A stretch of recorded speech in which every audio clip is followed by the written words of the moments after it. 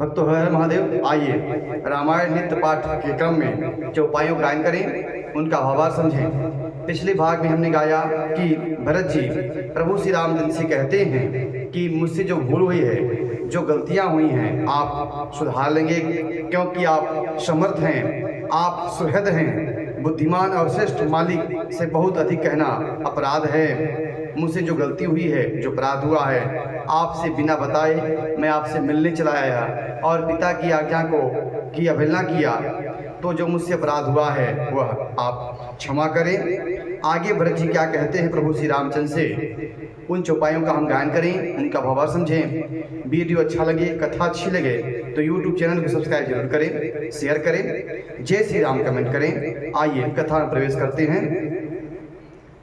प्रभु पद पदुम पराग दुहाई, सत्य सुकृत सुख शिव सुहाई। सो करि कहूँ हिय अपने की, रुचि जागत सोबत सपने की। भरत जी कहते हैं कि प्रभु के चरण कमलों के रज, जो सत्य सुकृत और सुख की सुहावनी सीमा है, उसकी दुहाई करके मैं अपने हृदय की जागते सोते और स्वप्न में भी बनी रहने वाली रुचि और इच्छा आपसे कहता हूँ। सहज स्नेह स्वामी सेवकाई, सहज स्नेह स्वामी सेवकाई। स्वार्थ छल फल चारि बिहाई, आज्ञा समन सुसाहिब सेवा। सो प्रसाद जनु पावे देवा।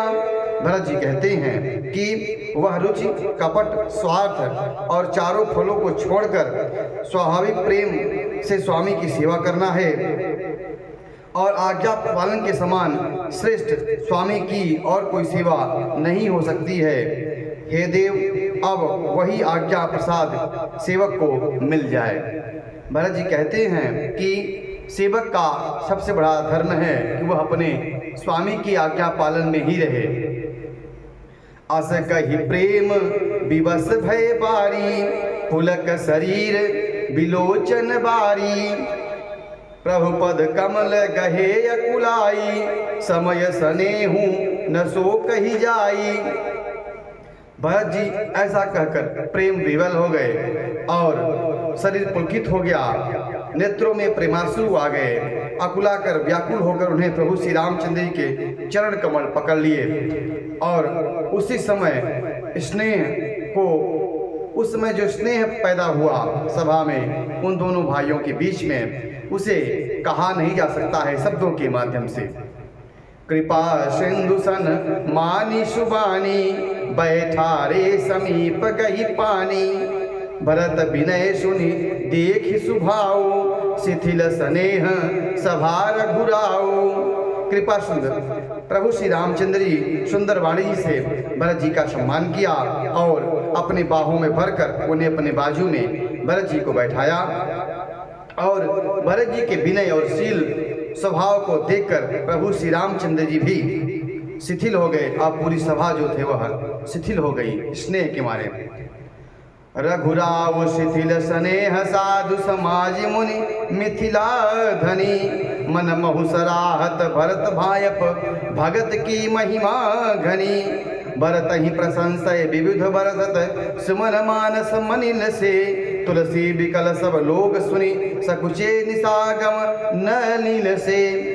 श्री रघुनाथ जी, साधुओं का समाज, मुनि वशिष्ठ जी और मिथिलापति जनक जी स्नेह से शिथिल हो गए। सब मन ही मन भरत जी के भाईपन और उनकी भक्ति की अतिशय महिमा को सराहने लगते हैं।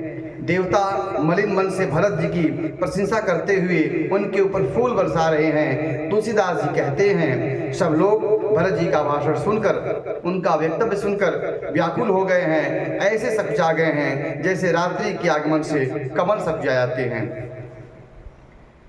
देखि दुखारी दीन दुहु, देखि दिखारी दीन दुहु, समाज नर नारी सब। मधवा महामलीन, मुए मारी मंगल चहत। दोनों समाज के नर नारी दीन और दुखी देखकर महामलिन मन इंद्र मरे हुओं को मारकर अपना मंगल चाहता है। कपट कुचाल शिव सुर राजू, पर काज प्रिय आपन काजू। काक समान पाकरी पुरीति, छली मलिन कतहु न प्रतीति। देवराज इंद्र कपट और कुचाल की सीमा है। उन्हें पराई हानि और अपना लाभ ही प्रिय लगता है। इंद्र की रीति कौवे के समान है, वह छली एवं मलिन मन है, उसका कहीं किसी पर विश्राम नहीं है। प्रथम कुमत करी कपटु सकेला, सो चाट सबके सिर मेला। सुर माया सब लोग विमोहे, राम प्रेम अतिशय न बिशोहे। पहले तो कुमत विचार करके कपट बटोरा, फिर वह उचाट सबके सिर पर डाल दिया, फिर देव माया से सब लोगों को विशेष रूप से मोहित कर दिया। किंतु श्री रामचंद्र के प्रेम में उनका अत्यंत विशोह नहीं हुआ। भय उचाट बस मन थिर नाही, छन बन रिचु छन सदन सुहाही। दुबित मनोगति प्रजा दुखारी, सरित सिंधु संगम जनु बारी। बाबा कहते हैं कि मन उचाट के बस किसी का मन स्थिर नहीं है। क्षण में उनकी मन में रहने वाली इच्छा होती है और क्षण में घर अच्छे लगते हैं। मन की इस प्रकार दुविधा स्थिति में प्रजा दुखी हो रही है, मानो नदी और समुद्र के संगम का जल क्षुब्ध हो रहा हो। दुचित कतहु पर तोसन लहाही, एक एक सन मरम न कहाही। लखी हसे कह कृपा निधानु, सरिस स्वान मघवान जुबानु। चित्त को दो तरफा हो जाने से कहीं संतोष नहीं पाते, एक दूसरे से अपना मर भी नहीं कहते। कृपा निधान श्री रामचंद्र जी यह दशा देखकर हृदय में हंसने लगे। कुत्ता इंद्र और नवयुवक एक सरीखे होते हैं। भरत जनक मुनि जन सचिव, साधु सचेत बिहाई। लाग देव माया सबही, जथा जोग जनु पाई। भरत जी, जनक जी, मुनिजन, मंत्री और ज्ञानी संतों को छोड़कर अन्य सभी पर, जिस मनुष्य पर जिस योग्य स्थिति थी, उस योग्य देव की माया, देवराज इंद्र की माया व्याप गई थी। कृपा सिंधु लखि लोग दुखारे, निज स्नेह सुरपति छल भारे। सभा राउर महिसुर मंती, भरत भगति सबके मत जंत्री। प्रभु श्री रामचंद्र ने देखा कि लोग अपने स्नेह और देवराज इंद्र के भारी छल से दुखी है। सभा, राजा जनक, गुरु, ब्राह्मण, मंत्री आज सभी की बुद्धि को भरत की भक्ति ने कील कर दिया है। राम ही चितवत चित्र लिखे से, सकुचत बोलत बचन सिखे से। भरत प्रीति नति विनय बढ़ाई, सुनत सुखत बरनत कठिनाई।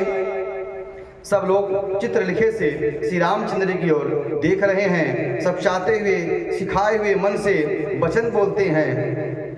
भरत जी की प्रीति, नम्रता, विनय और बड़ाई सुनने में सुख देने वाली है, पर उनके वर्णन करने में कठिनता हो रही है। जासी बिलो की भगति लवलेशु, प्रेम मगन मुनि गण मिथिलेशु। महिमा तासु कहे किम तुलसी, भगति सुभाय सुमति ही अहुलसी। बाबा गोस्वामी तुलसीदास जी कहते हैं, जिनकी भक्ति का लवलेश देखकर मुनिगण और मिथिलेश जनक जी प्रेम मग्न हो गए, उन भरत जी की महिमा तुलसीदास जी कैसे कहें।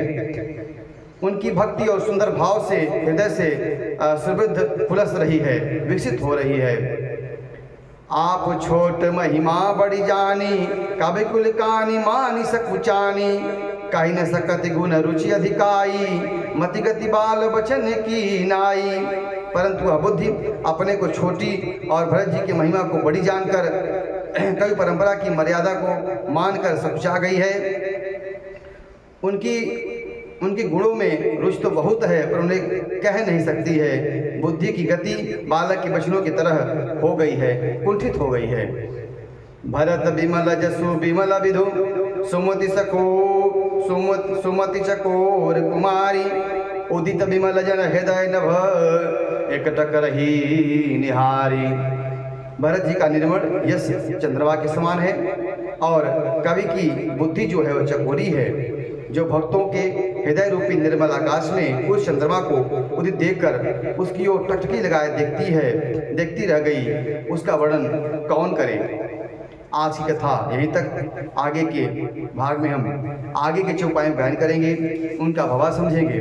कथा अच्छी लगी हो तो YouTube चैनल को सब्सक्राइब जरूर करें, शेयर करें, ताकि आगे आने वाले वीडियो भी आपको प्राप्त हो सकें। हर हर महादेव।